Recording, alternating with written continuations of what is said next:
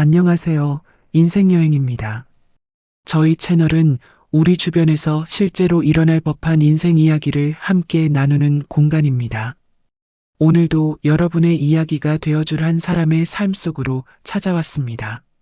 40년을 참고 살아온 여성이 있습니다. 말 한마디가 독했던 남편 그 곁에서 새벽 4시면 일어나 하루를 시작했던 여자. 생일날 자녀들이 찾아와 말했습니다. 엄마 인생 좀 살아요. 이건 사는 게 아니에요. 그 말에 용기를 내어 40년의 결혼을 끝냈습니다. 자녀들은 우리가 책임진다고 했습니다. 그런데 6달이 지나자 생활비가 끊겼습니다. 허리 수술을 혼자 받았고 집을 팔았고 반지하로 내려앉았습니다. 그리고 새벽 골목에서 폐지를 줍기 시작했습니다. 자유를 선택했는데 더 혹독한 현실이 찾아왔다면 여러분은 그 선택을 후회라고 부르시겠습니까? 오늘 이 이야기는 남의 일이 아닐 수 있습니다. 어쩌면 지금 이 순간 누군가의 이야기이고 또 어쩌면 우리 모두의 이야기일 수 있습니다. 이런 이야기를 계속 함께 나누고 싶으신 분들은 구독과 좋아요 한 번씩 눌러주세요. 알림 설정까지 해두시면 다음 이야기도 가장 먼저 만나실 수 있습니다. 여러분 한 분 한 분이 이 여행의 동행입니다. 그럼 지금부터 64 이선자의 이야기 속으로 함께 떠나볼까요? 챕터 1 40년의 침묵. 이선자가 눈을 뜨는 시간은 언제나 새벽 4시였습니다. 자명종도 필요 없었습니다. 몸이 먼저 알았습니다. 40년 동안 단 하루도 빠지지 않고 반복된 시간이었으니까요. 이선자는 어둠 속에서 천천히 몸을 일으켰습니다. 옆에는 최영식이 코를 골며 자고 있었습니다. 이선자는 그 소리를 듣지 않으려는 듯 이불을 조용히 걷어내고 발끝으로 방을 빠져나왔습니다. 부엌에 불을 켜고 씻지도 않은 손으로 밥솥을 열어 쌀을 안쳤습니다. 창밖은 아직 캄캄했습니다. 이선자는 그 어둠을 아무 감정 없이 바라보다가 앞치마를 둘렀습니다. 시장에 나가면 이선자는 달라졌습니다. 새벽 찬바람 속에서 채소 좌판을 펼치고 손님들에게 먼저 웃음을 건네고 배추 한 포기를 팔면서도 덤을 얹어줬습니다. 사람들은 이선자를 보고 성실하다, 마음이 따뜻하다고 했습니다. 이선자도 그 말을 들을 때만큼은 자신이 괜찮은 사람인 것 같았습니다. 그러나 저녁 6시 집으로 돌아오는 발걸음은 언제나 무거웠습니다. 현관문을 열면 최영식은 어김없이 거실 소파에 앉아 있었습니다. 텔레비전을 보는 눈은 문 쪽을 향하지 않았고 리모컨을 쥔 손은 느긋했습니다. 이선자가 장바구니를 내려놓는 소리가 나면 그때서야 최영식이 입을 열었습니다. 밥은 질문이 아니었습니다. 명령이었습니다. 이선자는 대답 대신 부엌으로 들어갔습니다. 그게 40년 동안의 대화 방식이었습니다. 밥상이 조금만 늦어도 최영식은 목소리를 높였습니다. 반찬이 마음에 안 들면 숟가락을 탁 내려놓았습니다. 이게 밥이야 뭐야? 이딴 걸 먹으라고 차린 거야. 이선자는 입술을 꼭 다물었습니다. 말이 목구멍까지 올라왔다가 다시 내려갔습니다. 그 반복이 40년이었습니다. 이선자의 64번째 생일은 가을 끝자락의 오후였습니다. 딸 이미란이 아들 이준호에게 전화를 넣어 두 사람이 함께 오기로 한 날이었습니다. 손주들까지 셋이나 따라왔습니다. 현관문이 열리자마자 아이들의 웃음소리가 집안을 가득 채웠습니다. 이선자는 손주 하나를 품에 안으면서 눈이 따뜻해졌습니다. 이미란이 케이크 상자를 꺼내 식탁 위에 올렸습니다. 초가 6개 묶어서 64을 뜻했습니다. 엄마 앉아요. 오늘은 엄마가 주인공이에요. 이미란이 이선자의 팔을 잡아 의자에 앉혔습니다. 이선자는 어색하게 웃으며 앉았습니다. 평생 그 자리에 앉아본 적이 없었습니다. 생일이 와도 밥은 이선자가 했고 설거지도 이선자가 했습니다. 이준호가 손주들을 모았습니다. 자, 다 같이 할머니한테 노래 불러드리자. 손주 셋이 박수를 치며 노래를 불렀습니다. 어설프고 높낮이도 맞지 않았지만 그 소리가 이선자의 귀에는 세상에서 가장 아름다운 음악이었습니다. 이선자는 촛불 앞에서 눈을 질끈 감았습니다. 그때였습니다. 시끄럽다. 최영식이 텔레비전 앞에서 고개도 돌리지 않은 채 말했습니다. 텔레비전 소리가 안 들리잖아. 아무도 말하지 않았습니다. 손주들의 박수 소리가 뚝 끊겼습니다. 최영식이 이선자 쪽으로 고개를 돌렸습니다. 물 좀 가져와. 그리고 과일도 깎고. 이선자는 잠깐 그 자리에 멈췄습니다. 생일 촛불이 아직 켜져 있었습니다. 이미란이 이선자의 손을 꼭 쥐었습니다. 그러나 이선자는 자리에서 일어났습니다. 익숙했기 때문입니다. 웃으며 일어나는 것도 아무렇지 않은 척하는 것도 몸에 밴지 오래였습니다. 응, 잠깐만. 이선자가 부엌으로 들어갔습니다. 이미라는 그 뒷모습을 눈으로 쫓았습니다. 어머니의 등이 예전보다 더 굽어 있었습니다. 어깨가 안으로 말려 있었습니다. 이미란의 눈 안쪽이 뜨거워졌습니다. 그것은 눈물이 아니었습니다. 오랫동안 눌러온 무언가가 목 밑에서 올라오는 느낌이었습니다. 이준호는 아무 말 없이 두 주먹을 무릎 위에 쥐었습니다. 식사가 끝났습니다. 최영식이 트림을 한번 하고 방으로 들어갔습니다. 방문이 닫히는 소리가 났습니다. 이미란이 이선자 옆으로 다가가 양손으로 어머니의 손을 감쌌습니다. 이선자의 손은 차갑고 거칠었습니다. 엄마. 이미란의 목소리가 낮게 가라앉았습니다. 이제 그만 살아요. 이선자의 손이 멈칫했습니다. 이게 사는 게 아니에요. 이준호가 이선자의 맞은편에 앉으며 말했습니다. 엄마 인생 좀 살아요. 엄마도 사람이잖아요. 이선자는 웃으려고 했습니다. 평소처럼 이 나이에 무슨이라고 하면서 넘기려고 했습니다. 그런데 입이 잘 열리지 않았습니다. 아이들의 눈빛이 달랐습니다. 농담이 아니었습니다. 달래려는 것도 아니었습니다. 진심이었습니다. 이선자는 고개를 한번 끄덕이고 손을 뺐습니다. 생각해 볼게. 그것이 그날 이선자가 꺼낸 전부였습니다. 그날 밤 이선자는 최영식 옆에 누웠습니다. 천장을 바라봤습니다. 코 고는 소리가 들렸습니다. 이선자는 눈을 감지 않았습니다. 남편 없이 사는 삶, 혼자 밥을 먹는 아침, 눈치를 보지 않아도 되는 저녁, 생각이 이어졌습니다. 두렵기도 했습니다. 그러나 그 두려움 뒤에 뭔가 다른 감각이 있었습니다. 이선자는 그것이 무엇인지 이름을 몰랐습니다. 그저 아이들의 말이 귓가에서 사라지지 않았습니다. 생일로부터 사흘이 지났습니다. 이선자는 오랜 친구 2명과 저녁을 먹었습니다. 시장에서 함께 장사를 해온 사람들이었습니다.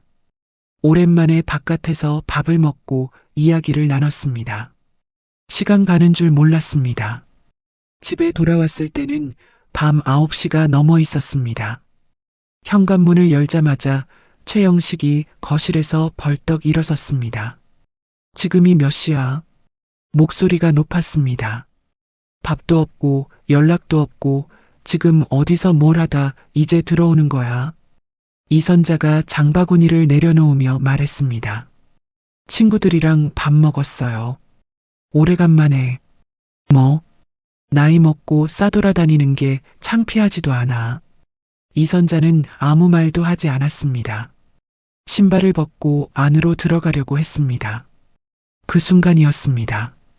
최영식의 손이 허공을 가르며 이선자의 뺨 위로 내려앉았습니다.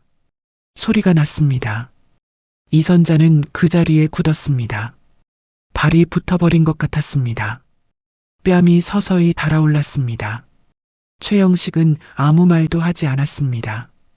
그냥 방으로 들어갔습니다. 문이 쾅 닫혔습니다. 이선자는 움직이지 않았습니다.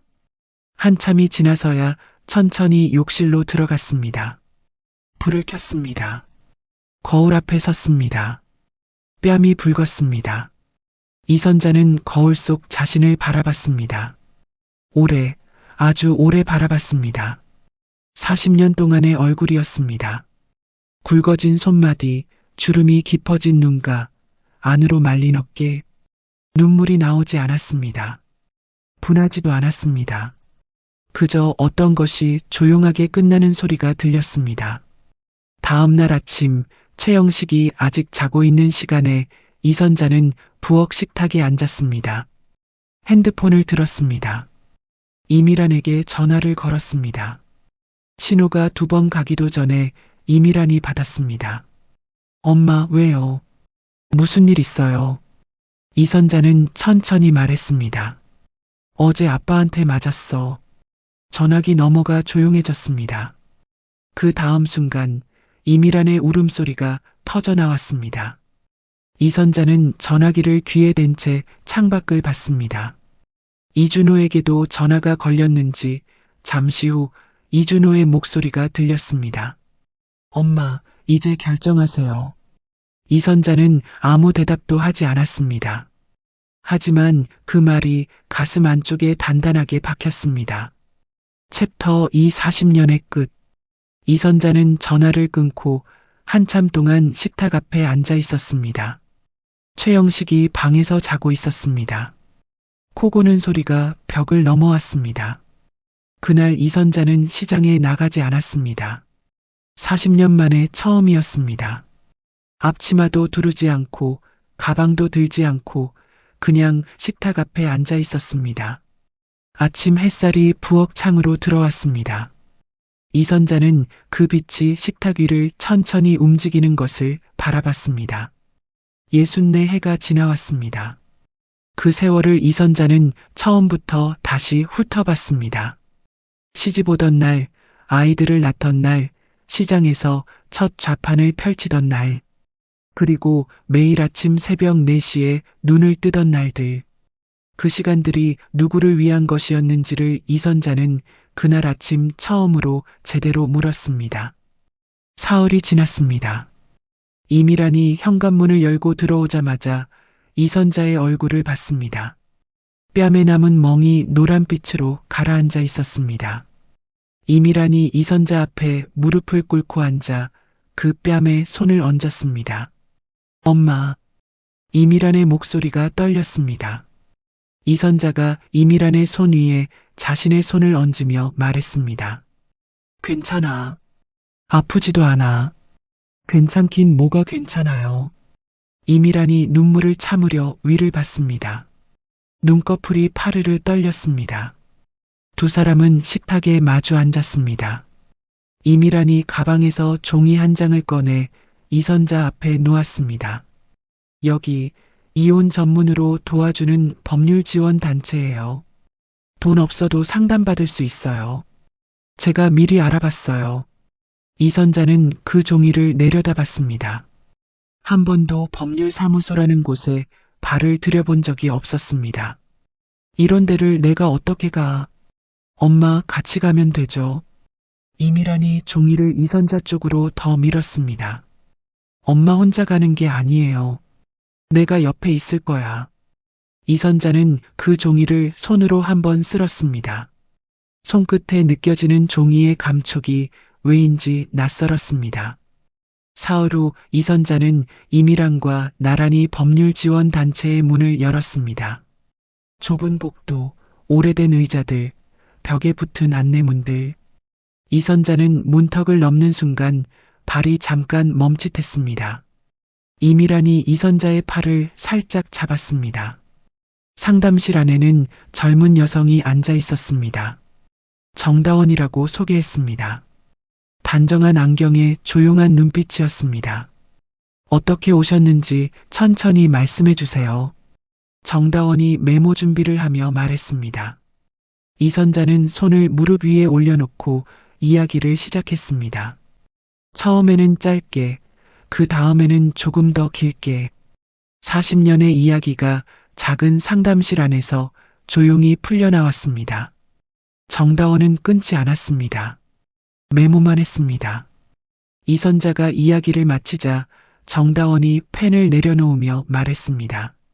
정말 오래 참고 사셨네요. 그 한마디였습니다. 이선자는 아무 말도 하지 않았습니다. 입술을 꼭 깨물었습니다. 눈 안쪽이 뜨거워졌습니다. 40년 동안 누구도 그 말을 해준 사람이 없었습니다. 일주일 뒤 이선자는 이준호, 이미랑과 함께 다시 그곳을 찾았습니다. 정다원이 재산 분할과 절차에 대해 설명했습니다. 이선자는 듣는 내내 두 손을 무릎 위에 가지런히 얹고 있었습니다. 이준호는 옆에서 받아 적었고 이미라는 가끔 이선자의 손을 꼭 쥐었습니다. 법률사무소를 나오면서 이준호가 말했습니다. 엄마, 집은 엄마가 갖는 게 맞아요. 현금보다 살 곳이 먼저예요. 이선자가 고개를 끄덕였습니다. 그래, 나도 그 생각이야. 상담으로부터 이틀이 지났습니다. 저녁 6시 최영식이 경로당에서 돌아오는 시간이었습니다. 이선자는 그 전부터 거실에 앉아 기다렸습니다. 텔레비전을 켜지 않았습니다. 그냥 조용히 앉아 있었습니다. 현관문이 열리고 최영식이 신발을 벗으며 들어왔습니다. 밥은? 이선자가 자리에서 일어나지 않으며 말했습니다. 잠깐 앉아봐요. 최영식이 이선자를 봤습니다. 표정이 없는 얼굴이었습니다. 뭐? 이선자는 숨을 한번 들이쉬었습니다. 나 이제 그만 살고 싶어요. 최영식의 얼굴이 굳었습니다. 뭐라고? 이혼하고 싶어요. 최영식은 잠깐 이선자를 바라봤습니다. 그 다음 입꼬리가 올라갔습니다. 비웃음이었습니다. 혼자서 살아보라고. 어디 한번 해봐. 이선자는 그 비웃음을 정면으로 받았습니다. 시선이 흔들리지 않았습니다. 그냥 조용히 고개를 끄덕였습니다. 최영식은 헛웃음을 한 번 더 뱉고 방으로 들어갔습니다. 이선자는 그 자리에 잠시 더 앉아 있었습니다. 입 밖으로 그 말을 꺼내는데 40년이 걸렸습니다. 그런데 말을 내뱉고 나니 가슴이 이상하게 가벼웠습니다. 이후 2달이 걸렸습니다. 최영식은 처음에 거부했습니다. 이선자가 먼저 꺼낸 말을 없던 일처럼 굴었습니다. 그러나 이준호와 이미란이 직접 나섰습니다. 아버지 앞에 두 사람이 함께 앉아 말했습니다. 이준호가 식탁 맞은편에 앉아 낮게 말했습니다. 아버지, 엄마가 결심한 거예요. 막지 마세요. 최영식이 이준호를 쏘아봤습니다. 네가 뭔데? 아버지 아들이요. 이준호는 시선을 피하지 않았습니다. 이미란이 옆에서 덧붙였습니다. 아버지, 엄마 뺨에 멍든 거 접었어요. 이 이상은 안 돼요. 최영식의 입이 열렸다가 닫혔습니다. 한참 침묵이 흘렀습니다. 그 다음 최영식은 아무 말 없이 자리에서 일어나 방으로 들어갔습니다. 그리고 다음 주 최영식은 도장을 찍었습니다.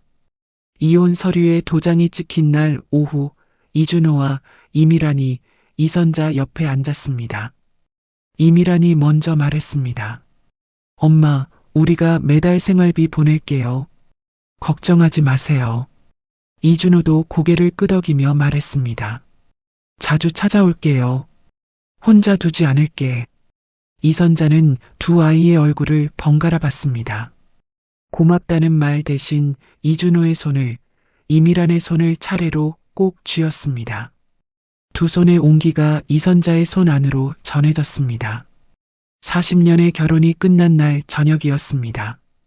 이선자는 집 안에 혼자 있었습니다. 아이들은 돌아갔고 최영식은 짐을 싸서 나갔습니다. 거실이 이렇게 조용한 것을 이선자는 처음 알았습니다. 텔레비전도 끄고 불도 켜지 않았습니다. 그냥 소파에 앉아 있었습니다. 어둠이 천천히 내려앉았습니다. 이선자는 두 손을 무릎 위에 올려놓고 그 어둠을 바라봤습니다. 울고 싶지 않았습니다. 기쁘지도 않았습니다. 그냥 이상했습니다. 이렇게 조용한 저녁이 내 것이 될 수 있다는 게, 눈치를 볼 사람이 없는 이 공기가 진짜라는 게.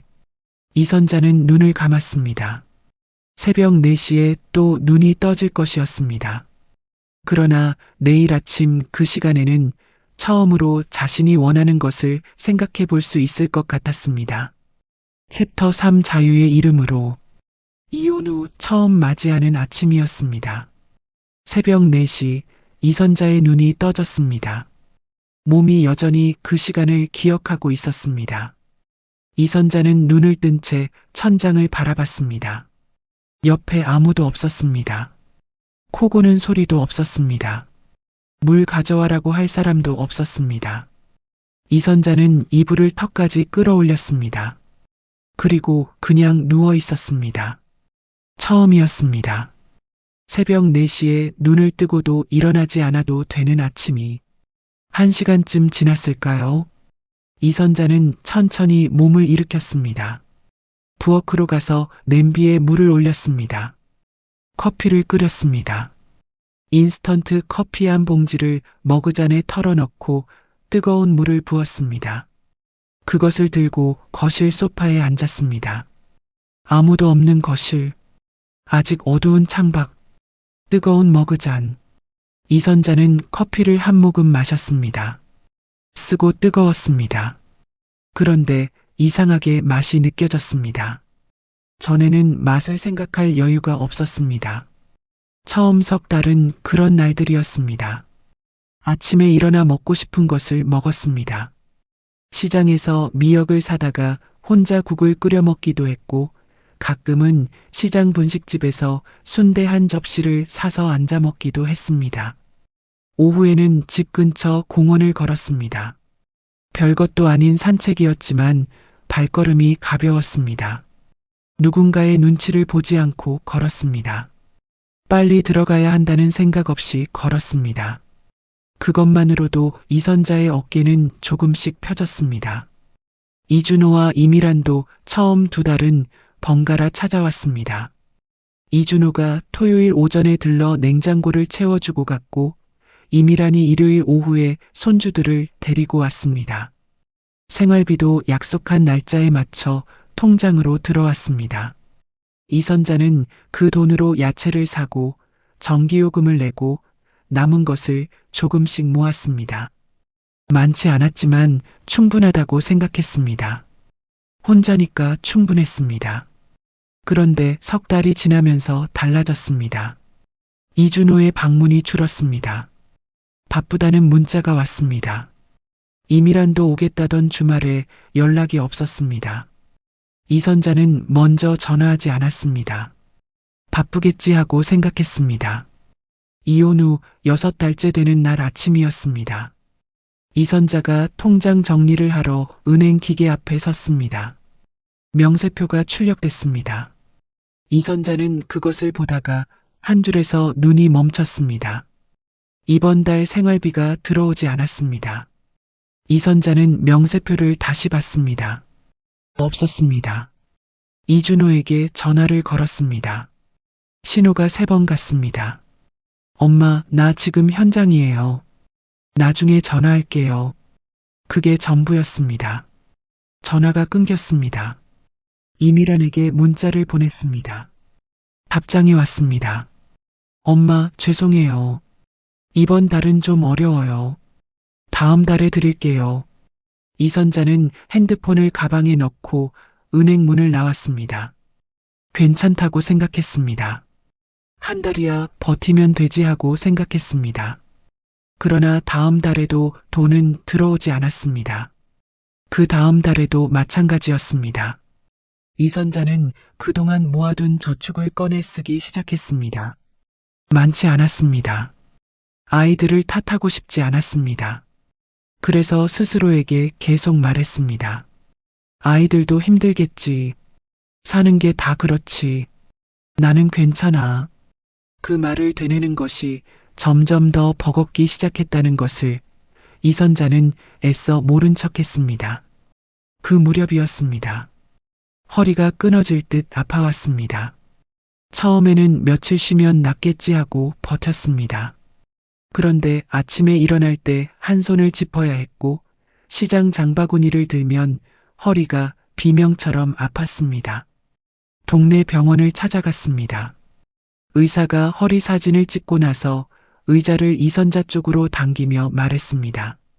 많이 안 좋으세요. 오래된 거예요. 이 상태로는 수술을 생각하셔야 해요. 이선자가 조용히 물었습니다. 얼마나 들어요? 의사가 잠깐 이선자를 봤습니다.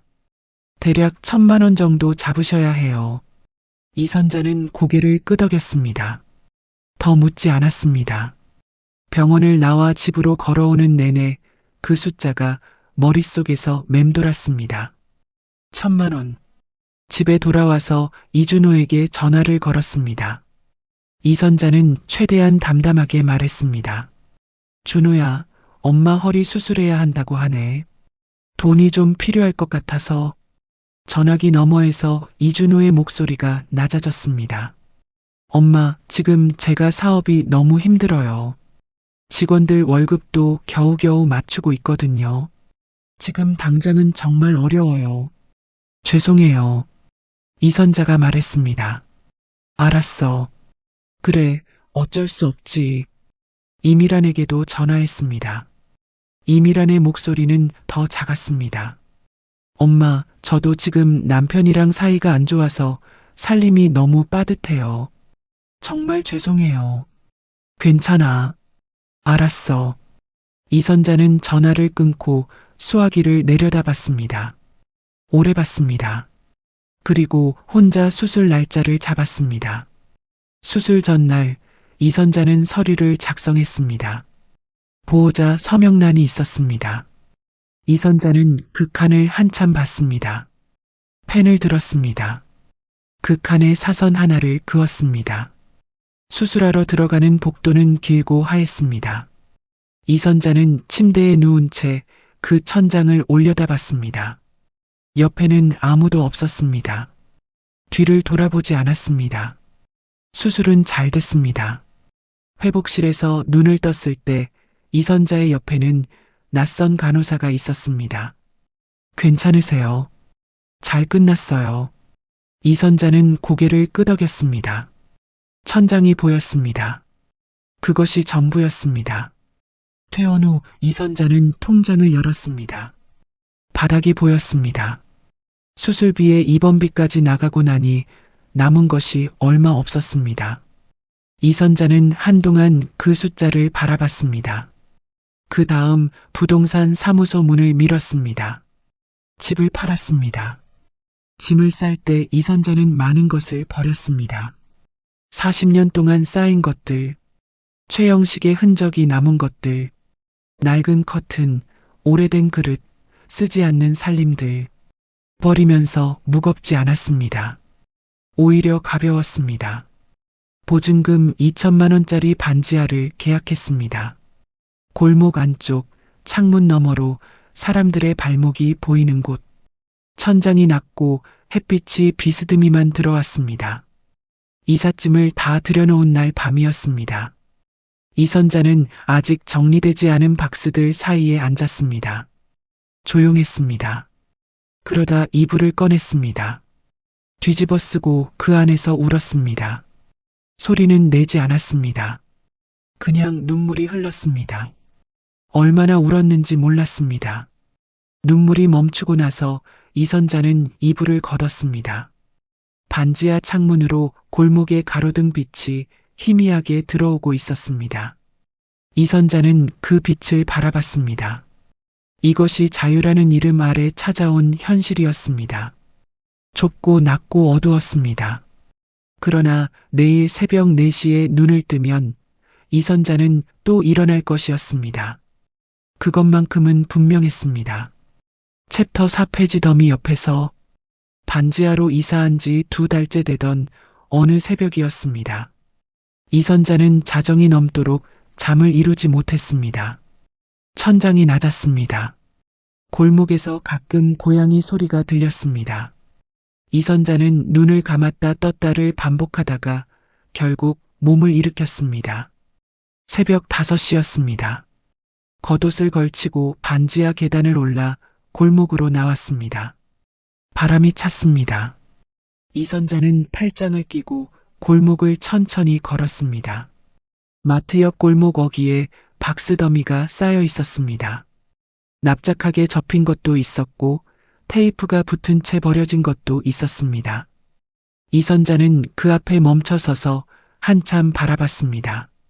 그때 리어카 바퀴 소리가 들렸습니다. 골목 끝에서 리어카를 끄는 여자가 다가왔습니다. 작은 키에 굵은 허리, 머리는 짧게 자르고 발걸음은 빠르고 힘찼습니다. 이선자보다 2살 위로 보였습니다. 여자는 이선자를 보더니 발걸음을 늦추지 않고 말했습니다. 저기 박스 있는 거 안 가져가요. 이선자가 멈칫하며 말했습니다. 네. 여자는 대답도 듣기 전에 이미 박스 더미 앞에 서 있었습니다. 능숙한 손으로 박스를 납작하게 접어 리어카에 올렸습니다. 이선자는 그 모습을 바라봤습니다. 그러다 아무 생각 없이 옆에 있던 박스 하나를 집어 납작하게 접었습니다. 여자가 이선자를 봤습니다. 아무 말도 하지 않았습니다. 그냥 받아서 리어카에 올렸습니다. 두 사람은 그렇게 골목 한 귀퉁이에서 처음 만났습니다. 여자의 이름은 박수님이었습니다. 66, 이 동네에서 10년째 혼자 살고 있었습니다. 남편은 13년 전에 먼저 갔고 자식은 지방에 한 명 있었지만 오가는 일이 거의 없다고 했습니다. 새벽 폐지 수거로 생활비를 보태왔습니다. 그날 이선자는 박수님을 따라 골목을 걸었습니다. 말이 없었습니다. 그냥 걸었습니다. 박수님이 박스를 접으면 이선자도 집었고 박수님이 리어카를 끌면 이선자가 뒤에서 밀었습니다. 새벽 골목은 조용했습니다. 가끔 멀리서 차 소리가 들렸고 편의점 냉장고 돌아가는 소리가 났습니다. 두 사람 사이에는 긴 말이 없었지만 발걸음은 나란했습니다. 이선자는 집으로 돌아오는 길에 그것이 무엇인지 생각했습니다. 오랜만에 누군가의 옆에 있었다는 감각이었습니다. 무겁지 않은 옆이었습니다. 며칠 뒤 이선자는 다시 새벽 5시에 골목으로 나왔습니다. 박수님이 마트 골목 어귀에서 리어카를 끌고 있었습니다. 이선자를 발견하고 말했습니다. 또 왔네. 짧은 말이었습니다. 그러나 박수님은 리어카 옆으로 조금 비켜서며 이선자가 옆에 설 자리를 내줬습니다. 이선자는 그 자리에 섰습니다. 박수님은 걸으면서 하나씩 알려줬습니다. 어느 마트 뒤편에 화요일 아침이면 박스가 많이 나오는지, 어느 건물 앞에 신문 묶음이 놓이는지, 고물상 주인과 어떻게 이야기를 해야 무게를 제대로 쳐주는지. 저 아저씨는 눈대중으로 때리거든. 꼭 달아달라고 해야 돼. 그냥 있으면 그냥 줘버려. 박수님이 고물상 쪽을 턱으로 가리키며 말했습니다. 이선자가 고개를 끄덕였습니다. 그리고 비 오는 날 박스는 안 받아요. 젖으면 무게 안 쳐주거든. 비 예보 있는 날은 일찍 나와야 해. 이선자가 물었습니다. 하루에 얼마나 돼요? 박수님이 리어카 손잡이를 고쳐 잡으며 말했습니다. 날마다 달라. 잘 되면 5,000원, 못 되면 2,000원. 그래도 안 하는 것보단 낫잖아. 이선자는 아무 말도 하지 않았습니다. 2,000원, 5,000원. 그 숫자가 작다는 생각보다 이선자가 먼저 떠올린 것은 따로 있었습니다. 새벽에 나올 곳이 생겼다는 것. 나란히 걸을 사람이 생겼다는 것. 한 달쯤 그렇게 함께 돌았습니다. 어느 날 고물상에서 박스를 넘기고 돌아오는 길이었습니다. 박수님이 리어카를 세우고 이선자 쪽을 봤습니다. 당신은 왜 이렇게 됐어요? 자식은 없어요. 이선자는 잠깐 걸음이 멈췄습니다. 박수님은 거칠게 물었지만 눈빛은 그렇지 않았습니다. 기다리는 눈이었습니다. 이선자는 리어카 옆에 서서 천천히 말을 꺼냈습니다. 처음에는 짧게, 그 다음에는 조금 더 길게 40년 이야기가 새벽 골목에서 조용히 흘러나왔습니다. 아들 이야기, 딸 이야기, 집을 팔게 된 이야기, 수술을 혼자 받았던 이야기. 박수님은 리어카 손잡이를 잡은 채 듣기만 했습니다. 중간에 끊지 않았습니다. 이선자가 말을 마쳤습니다. 골목이 조용했습니다. 박수님이 한참 만에 말했습니다. 당신 잘못이 하나도 없어요. 이선자의 눈이 잠깐 흔들렸습니다. 자식한테 다 해줬잖아. 그게 잘못이에요. 박수님이 리어카를 다시 끌기 시작하며 말을 이었습니다. 나도 그랬어. 아들한테 다 퍼줬어. 남편 가고 나서 퇴직금이랑 보험금 탄 거 다 줬지. 그랬더니 나중엔 연락도 잘 안 해. 근데 그게 아들 잘못도 아니야. 내가 줬으니까. 이선자가 박수님을 봤습니다. 그래서 어떻게 했어요? 박수님이 씩 웃었습니다. 어떻게 하긴. 나 먹고 살아야지. 그 말이 이선자 가슴 어딘가를 건드렸습니다. 단순한 말이었지만 단단했습니다. 나 먹고 살아야지. 그날 오전 박수님은 이선자를 구청까지 데려다 줬습니다. 걸어서 15분 거리였습니다. 복지과 앞에서 박수님이 문을 가리키며 말했습니다. 저기 들어가서 혼자 산다고 해. 돈 없다고 해. 가만히 있으면 아무도 먼저 안 도와줘. 입 열어야 도와줘. 이선자는 그 문 앞에서 한 발짝 멈췄습니다. 박수님이 이선자의 등을 손으로 한번 밀었습니다. 세게 밀지 않았습니다. 그냥 살짝 밀었습니다. 이선자는 문을 열고 들어갔습니다. 복지과 안쪽 창구에 상담사가 앉아 있었습니다. 김유진이라고 이름표가 붙어 있었습니다. 30 중반쯤 되어 보이는 여성이었습니다. 어떻게 오셨어요? 이선자가 의자를 당겨 앉으며 말했습니다. 혼자 살고 있는데요. 형편이 좀 어려워서요. 김유진이 서류를 꺼내며 이선자를 봤습니다. 말씀해 보세요. 제가 도움이 될 수 있는 게 있는지 같이 알아볼게요. 이선자는 손을 무릎 위에 올리고 천천히 이야기를 시작했습니다.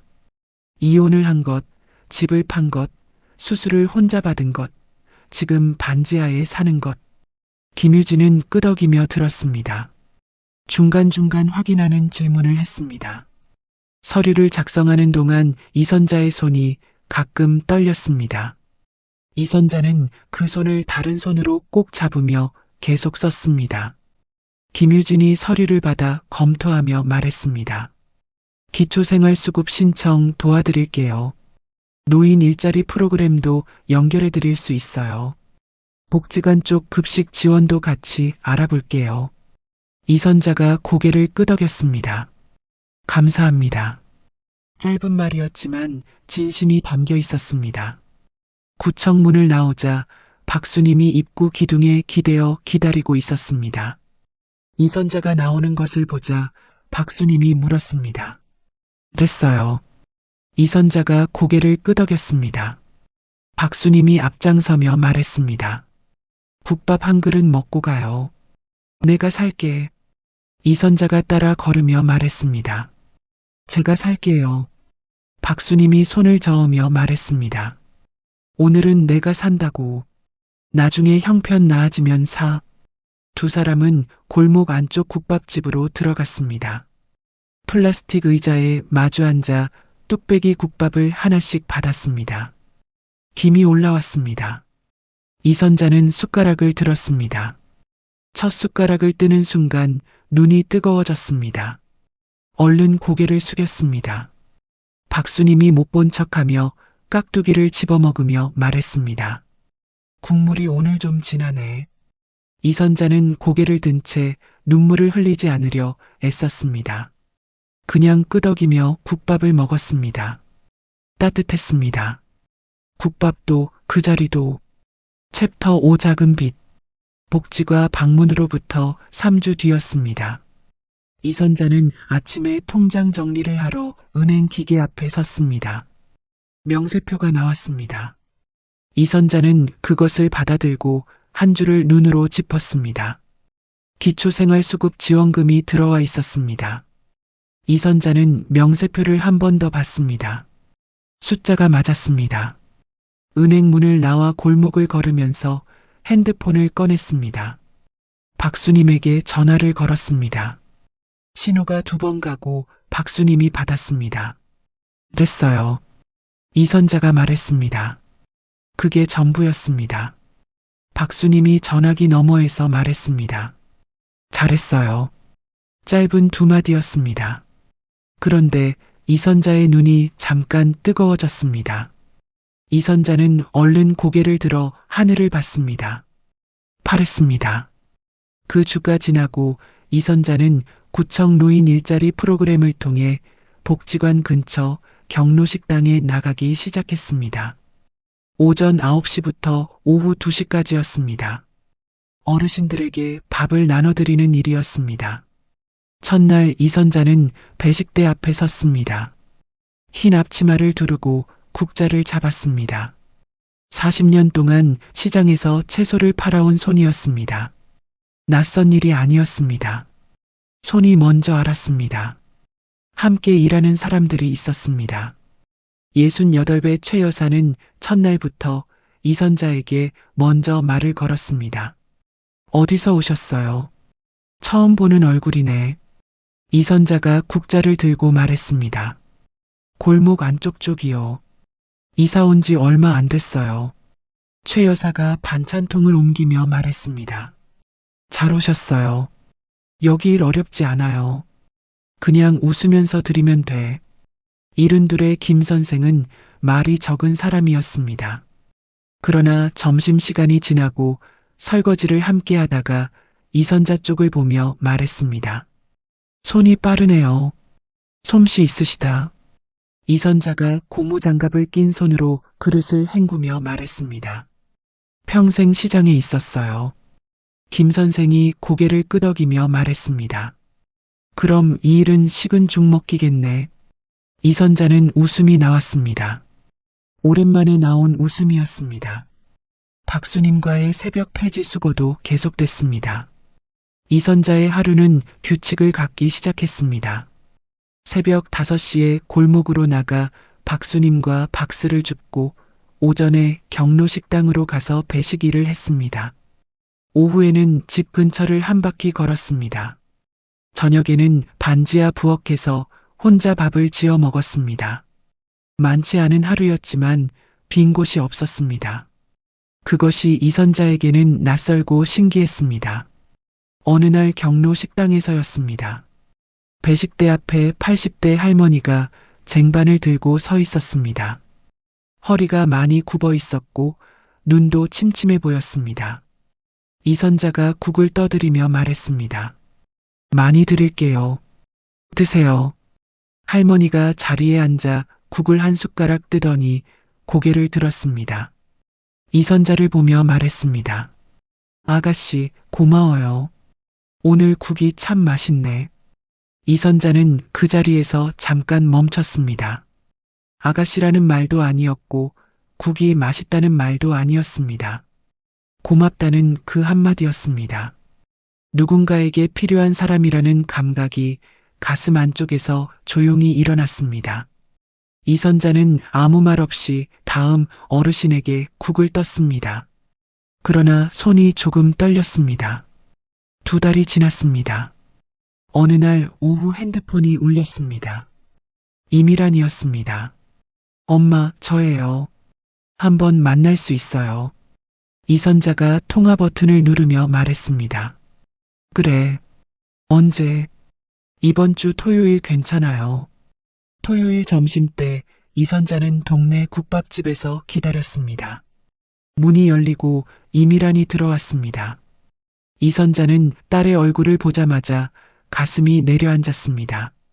살이 빠져 있었습니다. 눈가에 그늘이 짙었습니다. 이미란도 이선자를 보자 잠깐 굳었다가 자리에 앉았습니다. 엄마, 많이 야위셨다. 이선자가 말했습니다. 너는 왜 이렇게 됐어? 어디 아파? 이미란이 물잔을 두 손으로 감싸쥐며 고개를 저었습니다. 아픈 건 아니에요. 그냥 좀 힘들었어요. 남편이랑은. 이미란의 손이 잠깐 멈췄습니다. 별로 안 좋아요. 자꾸 다투고 살림도 빠듯하고요. 이미란이 이선자를 보지 못하고 물잔만 들여다봤습니다. 엄마, 죄송해요. 생활비를 못 드려서요. 드리려고 했는데 제 형편이 이렇게 돼버려서. 이선자가 물잔에서 이미란의 시선을 잡아당기듯 말했습니다. 미란아, 봐. 이미란이 고개를 들었습니다. 엄마는 이제 괜찮아. 밥은 먹고 있어. 이미란의 눈이 흔들렸습니다. 진짜요. 진짜야. 이선자가 국밥을 이미란 쪽으로 밀며 말했습니다. 먹어. 먹으면서 얘기해. 이미란이 숟가락을 들다가 눈물을 한 방울 흘렸습니다. 손등으로 얼른 닦았습니다. 이선자는 그것을 보고도 모른 척했습니다. 그게 이미란에게 더 나을 것 같았습니다. 밥을 먹으면서 이선자는 이야기를 시작했습니다. 박수님 이야기를 했습니다. 새벽에 함께 폐지를 줍는 이야기, 처음 국밥을 사줬던 이야기, 구청에서 김유진을 만난 이야기, 지원을 받게 된 이야기, 경로식당에서 배식일을 하는 이야기, 최 여사와 김 선생 이야기. 이미라는 숟가락을 놓고 듣다가 말했습니다. 엄마가 이렇게까지 혼자 다 하고 있었어요. 이선자가 고개를 끄덕였습니다. 혼자 하는 게 아니야. 다 도와주는 사람이 생겼어. 이미란이 눈물이 글썽한 눈으로 이선자를 봤습니다. 엄마 대단하다. 이선자가 손을 저으며 말했습니다. 대단한 게 어딨어. 그냥 사는 거지. 이미란과 헤어지고 집으로 걸어오는 오후였습니다. 이선자는 천천히 걸으면서 처음으로 이런 것들을 생각했습니다. 좋아하는 반찬이 무엇인지, 가보고 싶은 곳이 있는지, 아침에 일어나서 제일 하고 싶은 것이 무엇인지, 생각이 잘 이어지지 않았습니다. 너무 오래 그런 것들을 생각해 본 적이 없었기 때문이었습니다. 그래도 이선자는 멈추지 않았습니다. 흐릿하고 느렸지만 처음으로 자신에게 방향을 두는 생각이었습니다. 며칠 뒤 새벽 골목이었습니다. 박수님과 나란히 리어카를 끌다가 박수님이 이선자 쪽을 흘겨봤습니다. 그 다음 앞을 보면서 말했습니다. 당신 얼굴이 달라졌어요. 이선자가 리어카 손잡이를 잡으며 말했습니다. 무슨 소리예요? 박수님이 씩 웃으며 말했습니다. 처음에 왔을 때는 눈이 어두웠어. 지금은 달라. 본인은 모르지. 이선자는 아무 말도 하지 않았습니다. 골목 끝에서 새벽바람이 불어왔습니다. 이선자는 그 바람을 정면으로 맞으며 걸었습니다. 박수님의 말이 무슨 뜻인지 정확히 알 것 같았습니다. 눈치를 보느라 언제나 긴장해 있던 얼굴, 누군가의 기분을 먼저 살피느라 자신의 표정을 잃어버렸던 얼굴, 그것이 조금씩 제자리를 찾아가고 있다는 것. 이선자는 리어카를 끌며 골목을 나아갔습니다. 발밑에 돌멩이를 바퀴가 넘는 소리가 났습니다. 새벽 하늘이 조금씩 밝아오고 있었습니다. 챕터 6 두 번째 폭풍. 경로식당 일을 시작한 지 넉 달째 되던 어느 화요일 오후였습니다. 이선자가 배식을 마치고 앞치마를 벗으며 복지관 문을 나왔습니다. 햇살이 따뜻했습니다. 이선자는 잠깐 그 햇살 아래 서서 눈을 감았습니다. 오늘 배식한 어르신이 몇 분이었는지 국이 좀 짰다는 최 여사의 말이 생각났습니다. 잔잔한 오후였습니다. 골목으로 접어드는 순간 이선자의 발이 멈췄습니다. 반지하 계단 위에 누군가 서 있었습니다. 이준호였습니다. 몇 달 만에 보는 얼굴이었습니다. 살이 빠져 있었고 눈 아래가 거뭇했습니다. 손에는 아무것도 들려있지 않았습니다. 그냥 서 있었습니다. 이선자가 다가가며 말했습니다. 언제 왔어? 이준호가 이선자를 보다가 시선을 내리깔았습니다. 조금 됐어요. 이선자는 문을 열고 이준호를 안으로 들였습니다. 부엌에 물을 올렸습니다. 이준호는 식탁 앞에 앉아 두 손을 탁자 위에 올렸다가 무릎 위로 내렸다가를 반복했습니다. 이선자가 물잔을 내밀며 맞은편에 앉았습니다. 무슨 일이야? 이준호가 입을 열었습니다. 엄마 사업이 많이 힘들어요. 이선자는 아무 말 없이 이준호를 봤습니다. 직원 2명 마지막 월급이랑 세금 밀린 거 합치면 4,500만 원이 필요한데 은행은 이미 막혔고 지인한테는 다 빌렸고. 이준호가 물잔을 손으로 감싸며 말했습니다. 제가 갈 데가 없어요. 이선자는 손을 무릎 위에 가지런히 얹었습니다. 준호야, 엄마 통장에 얼마 있는지 알아? 이준호가 이선자를 봤습니다. 보증금 빼면 400만 원 조금 넘어. 그게 다야. 이준호의 얼굴이 굳었습니다. 잠시 침묵이 흘렀습니다. 그 다음 이준호가 조심스럽게 말했습니다. 엄마, 여기 보증금이 2천만 원이잖아요. 이선자는 이준호의 얼굴을 봤습니다.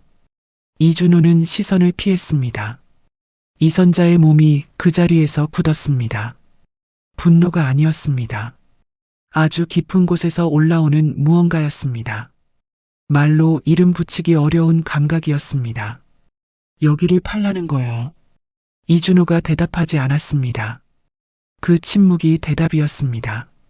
이선자는 천천히 일어나 부엌 창가에 섰습니다. 반지하 창문 너머로 사람들의 발목이 보였습니다. 골목을 지나는 발들이었습니다. 한참이 지나서야 이선자가 말했습니다. 준호야, 엄마 생각할 시간이 필요해. 이준호가 자리에서 일어나며 말했습니다. 죄송해요, 엄마. 다른 방법이 없어서. 이선자는 대답하지 않았습니다. 이준호가 나가고 문이 닫혔습니다. 이선자는 창가에 그대로 서 있었습니다. 아주 오래 서 있었습니다. 이준호가 다녀간 지 사흘이 지나지 않았습니다. 이번에는 이미란에게서 전화가 왔습니다. 엄마. 이미란의 목소리가 가라앉아 있었습니다. 남편이랑 결국 별거하기로 했어요. 애들 학원비의 관리비가 이번 달에 한꺼번에 나가는데 정말 어떻게 해야 할지 모르겠어요. 이선자는 전화기를 쥔 채 한 손으로 통장 잔고를 머릿속에서 계산했습니다. 얼마나 필요해? 이미란이 작은 목소리로 말했습니다. 50만 원만 빌려줄 수 있어요. 꼭 갚을게요. 이선자가 말했습니다. 알았어. 보내줄게. 전화를 끊고 이선자는 식탁에 앉았습니다. 아무것도 하지 않았습니다. 그냥 앉아 있었습니다. 그날 밤이었습니다. 이선자는 새벽 3시에 눈이 떠졌습니다. 잠이 오지 않았습니다. 부엌에 불을 켜고 식탁에 앉았습니다. 서랍에서 통장을 꺼냈습니다. 거래 명세를 처음부터 끝까지 훑었습니다. 이준호에게 건넨 돈들이 있었습니다. 이미란에게 보낸 돈들이 있었습니다. 집을 팔고 수중에 쥔 돈의 절반 이상이 두 사람에게 넘어가 있었습니다. 이선자는 통장을 덮었습니다. 다시 펼쳤습니다. 덮었습니다. 한편 그 시각 박수님은 이선자에게서 온 짧은 문자를 읽고 있었습니다. 수님씨, 아이들이 또 왔어요. 박수님은 화면을 한동안 들여다봤습니다. 또라는 글자에 시선이 오래 머물렀습니다. 박수님은 핸드폰을 내려놓고 천장을 봤습니다. 그 무렵 이선자의 허리는 다시 나빠지고 있었습니다. 수술 후 제대로 쉬지 못한 탓이었습니다. 경로 식당에서 배식일을 하다가 허리를 펴지 못하고 한 손을 배식대에 짚는 날이 생겨났습니다. 최 여사가 그것을 보고 말했습니다. 선자 씨, 허리 많이 안 좋아 보여요. 오늘은 제가 할게요. 이선자가 손을 저으며 말했습니다. 괜찮아요. 할 수 있어요. 최 여사가 이선자의 팔을 잡으며 말했습니다. 괜찮은 게 아니잖아요. 얼굴이 하얗잖아. 복지관 간호사가 이선자를 보고 병원에 가볼 것을 권유했습니다. 이선자는 고개를 저었습니다. 지금은 아니에요. 좀 이따가요. 간호사가 이선자를 바라보며 말했습니다. 지금 이따가가 더 힘들어지는 거예요. 꼭 가보셔야 해요. 이선자는 알겠다고 했습니다. 그러나 병원 예약은 하지 않았습니다. 지금은 때가 아니라고 스스로에게 말했습니다. 며칠 뒤 이준호에게서 다시 전화가 왔습니다. 엄마, 생각해봤어요. 이선자가 말했습니다. 준호야. 네. 엄마 통장에 400만 원 있다고 했잖아. 네. 그 중에 250만 원 보내줄 수 있어. 그게 엄마가 줄 수 있는 전부야. 이준호가 잠시 침묵했습니다. 엄마, 그럼 엄마는요? 이선자가 말했습니다. 엄마 걱정은 하지 마. 전화를 끊고 이선자는 이준호에게 250만 원을 보냈습니다. 이미란에게는 50만 원을 보냈습니다. 그 다음날 통장에 남은 돈은 보증금을 제외하면 100만 원이 되지 않았습니다. 이선자는 통장을 서랍에 넣었습니다. 잠갔습니다. 열쇠를 손 안에 쥐고 한참 있었습니다. 저녁 무렵 이선자는 반지하 창가에 앉았습니다. 창문 너머로 골목의 가로등이 켜졌습니다. 사람들의 발이 지나갔습니다. 이선자는 그것을 바라봤습니다. 그동안 이준호에게 한 것들과 이미란에게 한 것들을 생각했습니다. 그리고 두 사람이 이선자에게 한 것들을 생각했습니다. 두 목록의 무게가 달랐습니다. 이선자는 그것을 인정했습니다. 부정하지 않았습니다. 그 두 목록을 나란히 두고 오래 바라봤습니다. 그러다 처음으로 이런 질문이 올라왔습니다. 내가 잘못한 것이 무엇인가가 아니라 이제 내가 무엇을 해야 하는가? 이선자는 가로등 빛이 창문에 비치는 것을 바라보며 그 질문을 오래 붙들고 있었습니다. 답은 아직 없었습니다. 그러나 질문이 생긴 것만으로도 무언가 달라진 것 같았습니다. 챕터 7 스스로 일어서다. 빈 통장 앞에서의 밤으로부터 이틀이 지났습니다. 새벽 5시였습니다. 이선자는 골목으로 나왔습니다. 박수님이 마트 어귀에서 리어카를 세우고 기다리고 있었습니다. 이선자를 보자마자 리어카 손잡이에서 손을 떼고 팔짱을 끼며 말했습니다. 얼굴이 왜 그래요? 이선자가 박스를 집으며 말했습니다. 괜찮아요.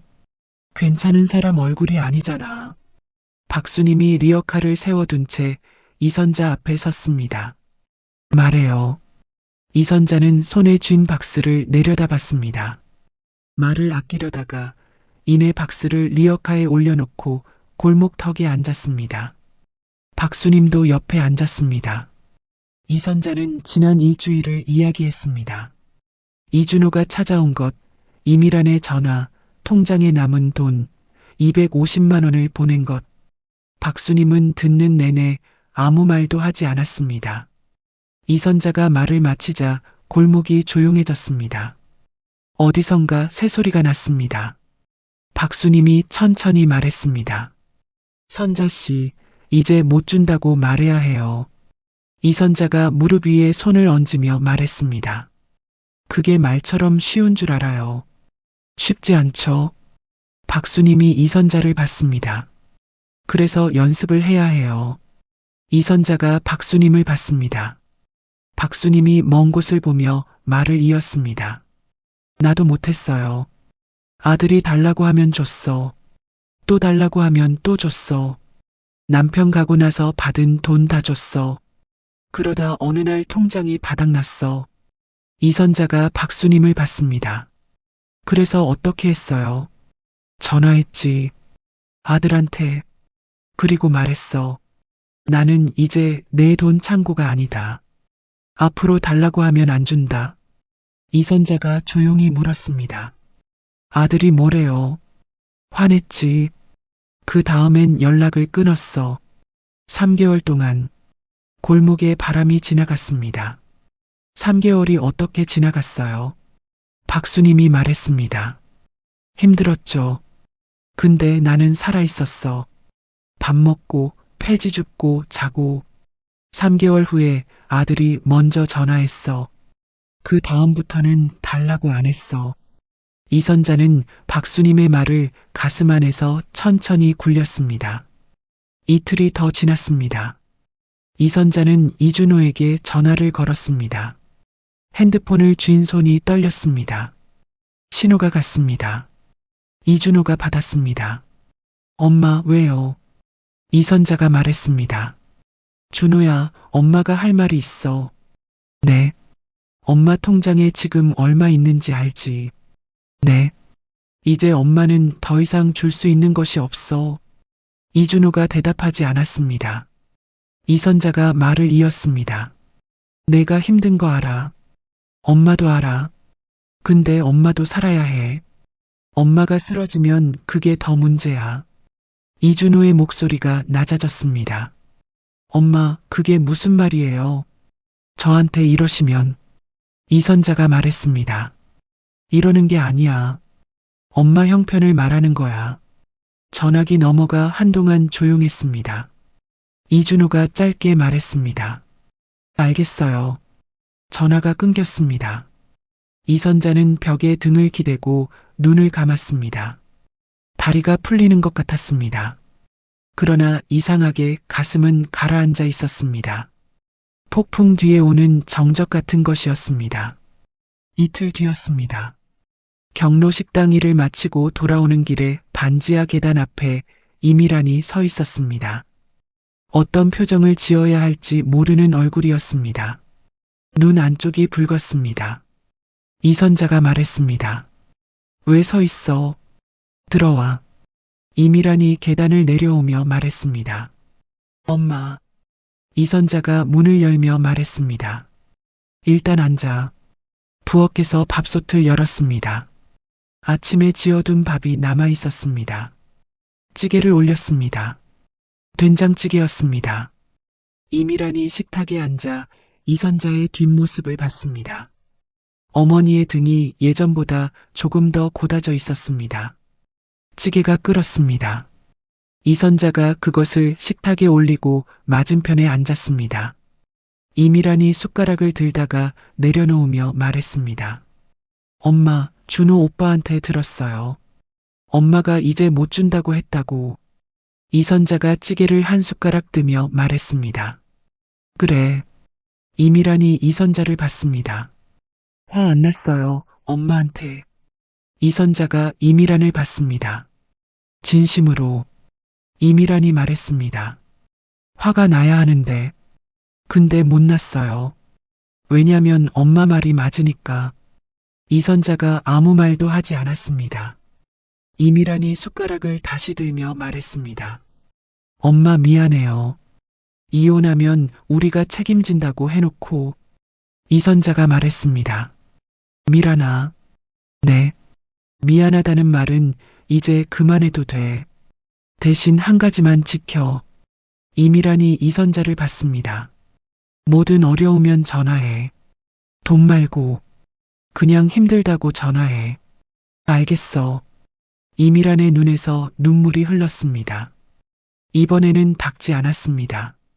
이선자가 찌개 그릇을 이미란 쪽으로 밀며 말했습니다. 먹어. 식는다. 이미란이 코를 훌쩍이며 숟가락을 들었습니다. 밥을 먹으면서 이선자는 이미란에게 이야기를 했습니다. 박수님과 새벽 골목을 도는 이야기, 구청에서 지원을 받게 된 이야기, 경로 식당에서 80대 할머니가 고맙다고 했던 이야기. 이미란은 듣다가 말했습니다. 엄마가 이렇게 다 해왔어요. 혼자서. 이선자가 말했습니다. 혼자가 아니야. 박수님 씨가 있었고, 구청 상담사도 있었고, 식당 최 여사도 있었어. 다 나를 도와준 사람들이야. 이미란이 말했습니다.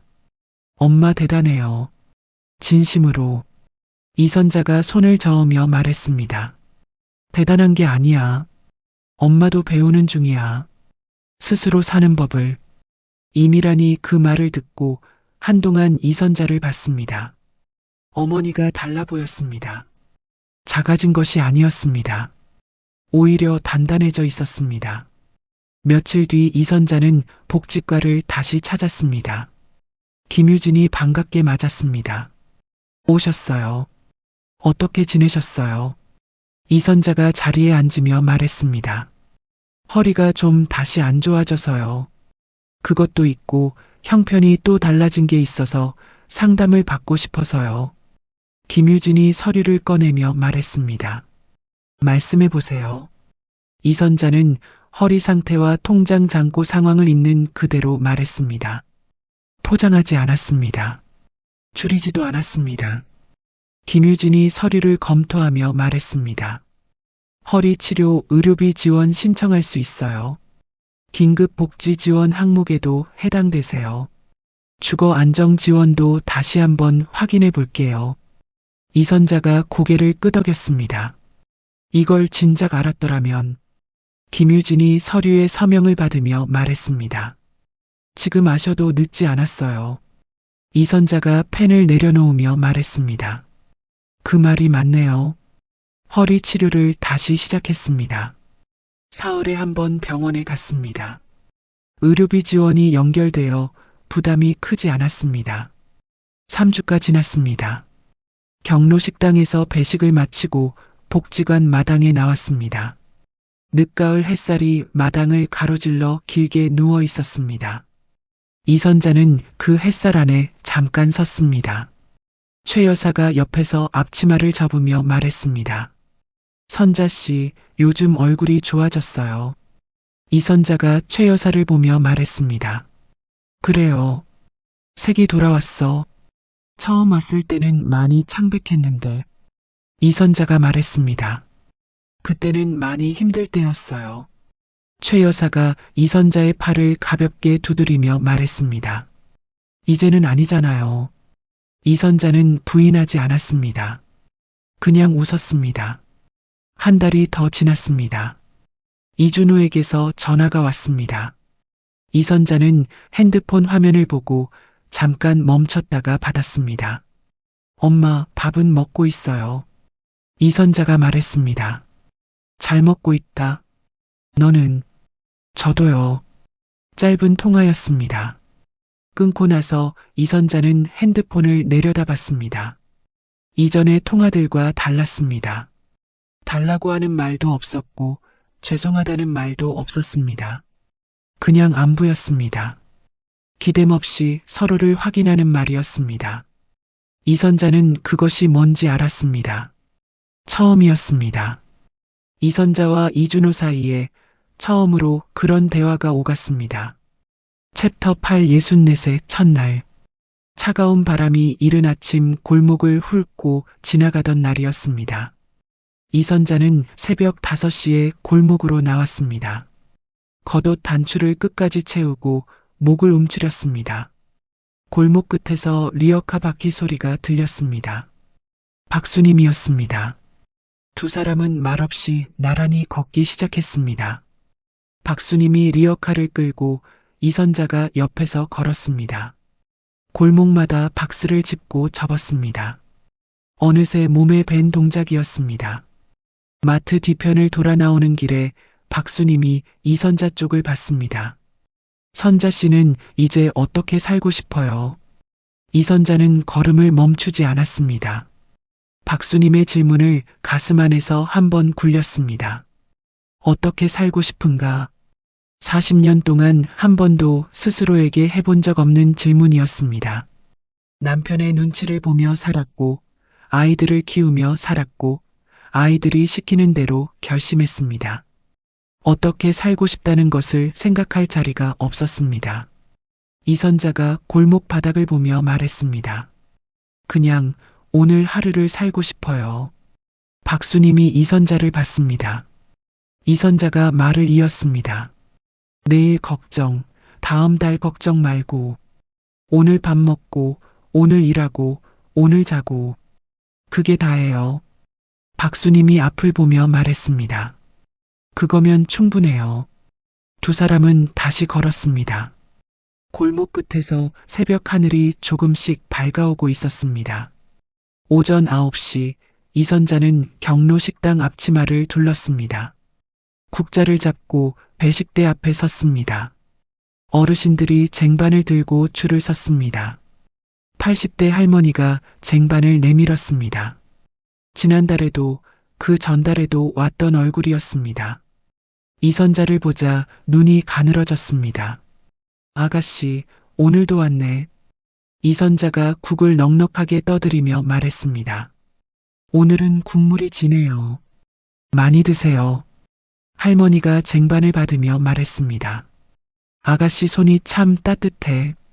이선자가 웃으며 말했습니다. 많이 드세요.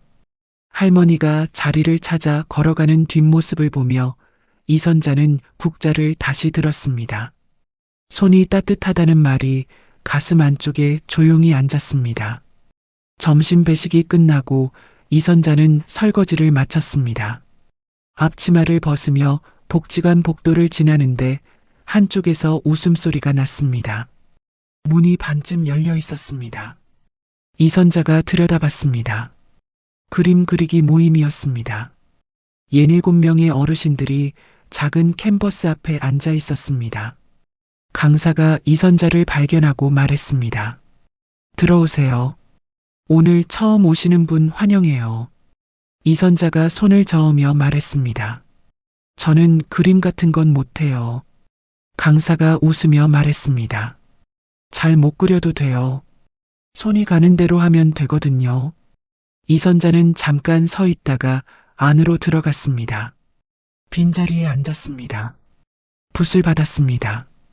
어떻게 잡아야 하는지 몰랐습니다. 강사가 옆에 와서 말했습니다. 그냥 주세요. 정해진 방법 없어요. 이선자가 붓을 쥐고 캔버스를 봤습니다. 하얀 바탕이었습니다. 어디서 시작해야 할지 몰랐습니다. 그냥 붓을 가져다 댔습니다. 파란색이 번졌습니다. 결과를 생각하지 않고 무언가를 해본 것이 얼마만인지 이선자는 몰랐습니다. 그냥 붓이 가는 대로 놔뒀습니다. 그날 저녁이었습니다. 반지하 계단 위에서 발소리가 들렸습니다. 이선자가 문을 열었습니다. 이준호가 서 있었습니다. 손에 작은 봉투를 들고 있었습니다. 엄마, 들어가도 돼요. 이선자가 문을 열어줬습니다. 이준호가 들어와 식탁 앞에 앉으며 봉투를 내밀었습니다. 이거 많지는 않지만. 이선자가 봉투를 받기 전에 이준호를 봤습니다. 준호야, 이거 빌려주는 거야? 아니면 그냥 주는 거야? 이준호가 잠깐 멈췄습니다. 어머니의 눈이 전과 달랐습니다. 흔들리지 않았습니다. 이준호가 말했습니다. 그냥 드리는 거예요. 이선자가 봉투를 받으며 말했습니다. 고마워. 그리고 솔직하게 말해줘서 고마워. 이준호가 이선자를 봤습니다. 엄마가 그런 말하는 거 처음 들어봤어요. 이선자가 말했습니다. 엄마도 처음 해봤어. 두 사람은 그날 저녁 밥을 같이 먹었습니다. 반지하 작은 부엌에서 이선자가 찌개를 끓이고 이준호가 밥을 뚜껑을 열었습니다. 좁은 식탁에 나란히 앉았습니다. 이준호가 찌개를 한 숟가락 뜨며 말했습니다. 엄마, 이 집 생각보다 따뜻하다. 이선자가 말했습니다. 햇빛이 좀 없는 게 흠이지. 이준호가 웃었습니다. 이선자도 웃었습니다. 오래간만에 식탁에서 나는 웃음이었습니다. 이틀 뒤 이미란이 손주 하나를 데리고 왔습니다. 7살짜리 외손녀였습니다.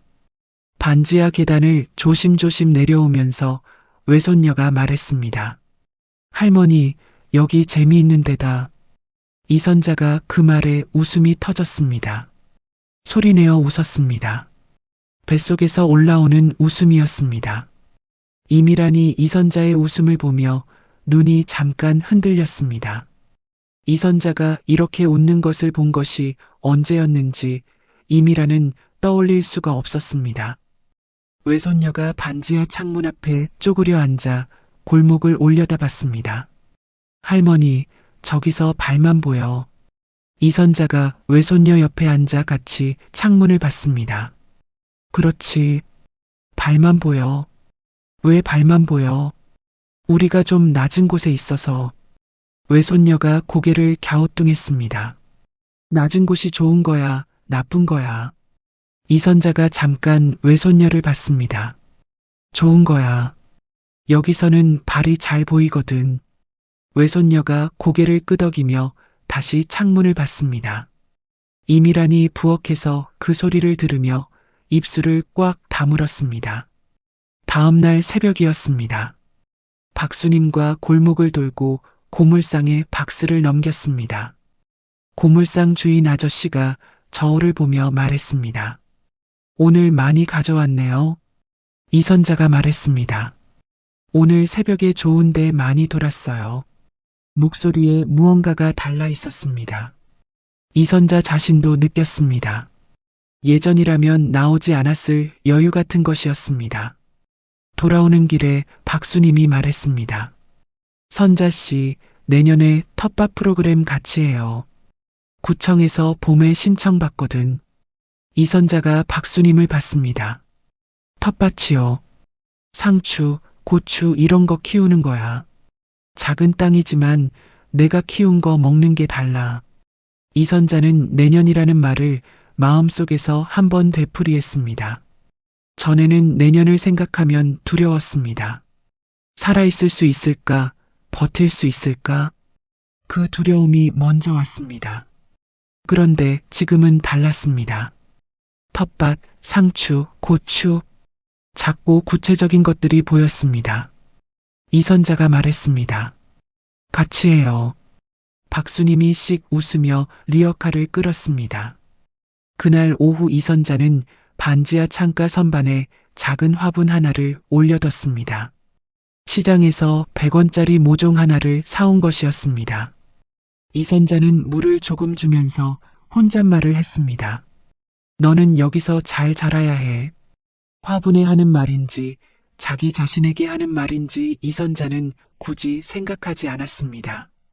그냥 그 말이 맞았습니다. 64번째 생일에서 12달이 지난 어느 새벽이었습니다. 이선자는 골목을 걸으며 조용히 속으로 말했습니다. 조금 더 빨리 깨달았더라면 좋았을 것이다. 그러나 그 다음에 이런 말이 이어졌습니다. 지금이라도 알았으니 괜찮다.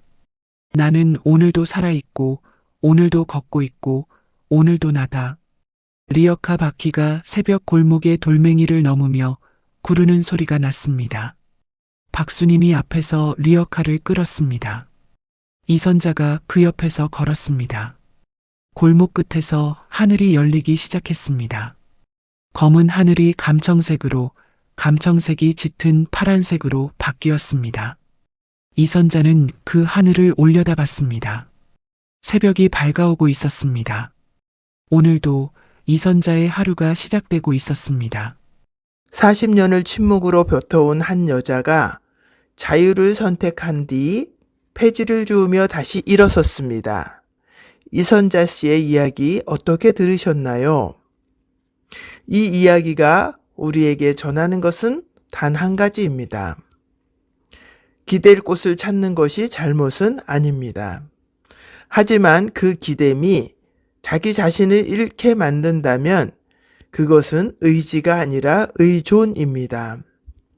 남편에게, 자식에게, 누군가의 약속에 기대며 살아온 시간이 길어질수록 정작 내가 나를 붙잡는 힘은 그만큼 약해집니다. 이선자 씨가 새벽 골목에서 박스를 줍기 시작한 것은 패배가 아니었습니다.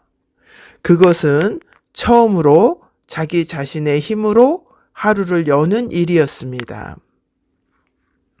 지금 이 영상을 보고 계신 여러분께 조용히 여쭤봅니다. 지금 내가 기대고 있는 그 사람, 그 상황, 그 약속이 흔들렸을 때 나에게는 내가 남아 있습니까? 혹시 그 질문이 조금 무겁게 느껴지셨다면 그것이 바로 지금 자신을 돌아볼 때가 왔다는 신호일 수 있습니다. 늦지 않았습니다. 예순이든 일흔이든 지금 이 순간 스스로를 위한 선택을 하나 할 수 있다면 그것이 당신 인생의 새로운 시작입니다. 이선자님처럼 차가운 새벽바람 속에서도 다시 일어서는 사람이 될 수 있습니다. 오늘도 이 긴 이야기 끝까지 함께 해주셔서 진심으로 감사합니다. 구독, 좋아요, 그리고 댓글 한 줄은 여러분의 큰 응원입니다. 삶의 모든 순간이 여행이듯이 오늘 이 이야기도 여러분의 인생 여정의 한 부분이 되길 바랍니다. 인생 여행은 늘 여러분과 함께 하겠습니다. 이상 인생 여행이었습니다.